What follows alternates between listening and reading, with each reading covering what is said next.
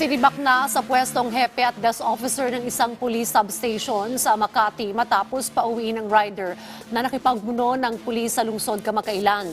Samantala, nagsumiti na ng courtesy resignation ng direktor ng Quezon City Police District kaugnay naman sa nag-viral na road rage incident sa lungsod. Si Patrick De Jesus sa report.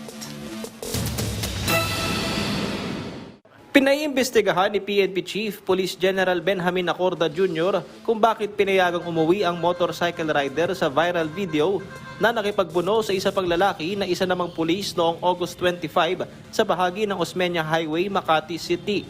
Matapos kasi ang insidente ay nagtungo sila sa Makati City Police Substation 3. Nagpaalam umano ang rider na uwi muna para kuhain ang dokumento ng kanyang baril pero hindi na ito bumalik. Nagpakilala at nagpakita pa ng mga ID ang naturang rider na miyembro ng intelligence service ng AFP. Kailangan natin malaman yon. Ano talaga yung pagkatao na yon?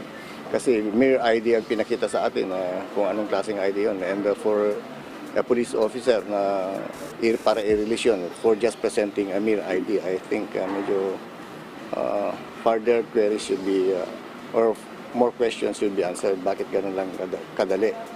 Parang hindi naman official ID yung pinapakita or hindi naman ID ng AFP. So, marami pang katanungan.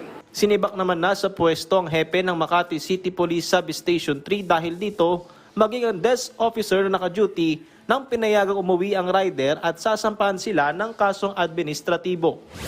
Samantala, naghain ng courtesy resignation si Police Brigadier General Nicolas Torre III bilang direktor ng Quezon City Police District. Kasunod na naging puna sa kanya ng publiko patungkol sa press conference na nag-viral na motorista na si Wilfredo Gonzales matapos manakit at nagkasapa ng baril sa nakaalitang siklista.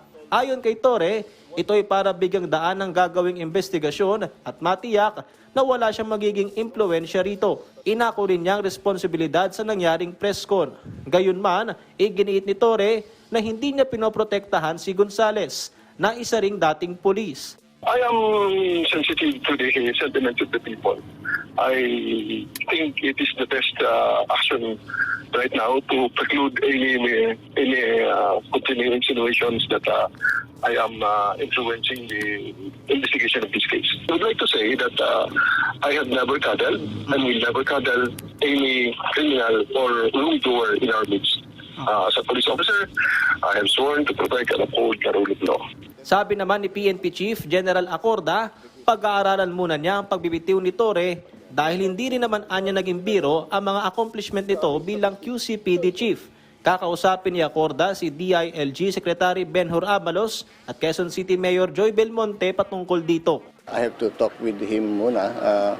Although I salute his gesture of yung parang some sort of delikadesa and nakita naman natin marami siyang nagawang maganda sa Quezon City and for that yung press ko na naganap if it's under investigation actually. Tingnan natin kung kasi there are claimor na parang we are protecting pa, we are lawyering for the yung nanuntok. So, yan ang tinitingnan natin kung meron nga talagang ganun na intention or wala. Una nang sinampahan ang reklamong alarm and scandal si Gonzales dahil sa ginawa nito na nakuwanan sa viral video.